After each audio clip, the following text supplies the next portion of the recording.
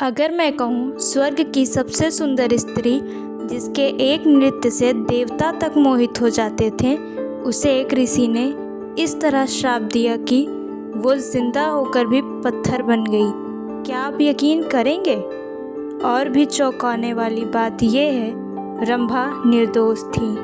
उसने वो पाप किया ही नहीं जिसकी सजा उसे मिली। तो सच क्या था और क्यों आज भी उसकी कहानी देवताओं की राजनीति उजागर करती है। इंद्रलोक में प्रमुख 3 अप्सराएं थीं, उर्वशी, मेनका और रंभा।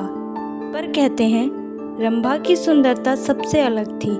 उसका नृत्य बादलों की गति बदल देता था और उसकी आवाज़ सुनकर हवा तक रुक जाती थी।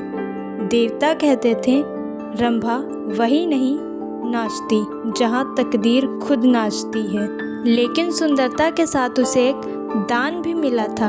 वो किसी भी हृदय को प्रेम, मोह, करुणा या क्रोध में बदल सकती थी। पर यह शक्ति ही उसकी सबसे बड़ी त्रासदी बन गई। ऋषि विश्वामित्र ऐसी तपस्या कर रहे थे जिससे वे त्रिलोकपति यानी तीनों लोकों के स्वामी बन सकते थे।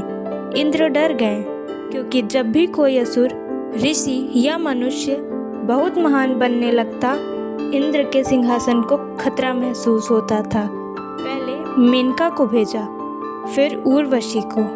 दोनों विफल। तब उन्होंने कहा अब सिर्फ एक ही जा सकती है, रंभा। रंभा ने मना किया। उसने कहा किसी की तपस्या भंग करना पाप है। महाराज, मैं किसी ऋषि के मार्ग में बाधा नहीं बन सकती। लेकिन इंद्रदेव ने धमकी दी, जो अप्सरा इंद्र का आदेश नहीं मानेगी उसका अस्तित्व स्वर्ग से मिटा दिया जाएगा। रंभा बेबस होकर चली गई। रंभा ने नृत्य शुरू किया। हवा महक उठी। प्रकृति उसके साथ नृत्य करने लगी। विश्वामित्र ने आँख खोली और देखा कि उनके सामने एक अप्सरा खड़ी है। उन्हें लगा इंद्रदेव सिर्फ मेरे मार्ग में बाधा डालने आए हैं। उनका क्रोध तपस्या की आग जैसा था। उन्होंने कहा, हे रंभा, तुमने मेरी साधना विचलित करने का प्रयास किया है। और उन्होंने रंभा को श्राप दे दिया।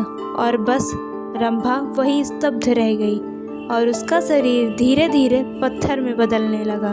कहते हैं उसकी आंखों से गिरते आंसू भी पत्थर बन गए। लेकिन असली सदमा यहाँ आता है। रंभा ने विश्वामित्र की तपस्या भंग ही नहीं की थी, वो सिर्फ वहाँ पहुँची थी। उसने तो कोई नृत्य भी नहीं किया था। कुछ शास्त्र कहते हैं इंद्रदेव ने पहले ही हवा में एक माया नृत्य रच दिया था, जिसे देखकर विश्वामित्र को लगा कि रंभा नृत्य कर रही है, यानी रंभा पूरी तरह निर्दोष थी।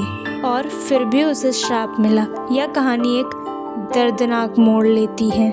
रंभा को श्राप मिला, फिर भी इंद्रदेव ने उसे बचाने की कोशिश भी नहीं की, क्योंकि अगर वो बचाते तो ऋषि का क्रोध उन्हीं पर गिरता और इस तरह एक निर्दोष अप्सरा देवताओं की राजनीति का शिकार हो गई। कहते हैं वो पत्थर की मूर्ति आज भी निशब्द चीख की तरह खड़ी है और युगों से लोग पूछते हैं क्या सुंदरता वरदान है या फिर सत्ता का एक हथियार। और आप बताइए, रंभा दोषी थी या कर्मों से नहीं, दूसरों की चालों से बर्बाद हुई? कमेंट में ज़रूर बताइएगा।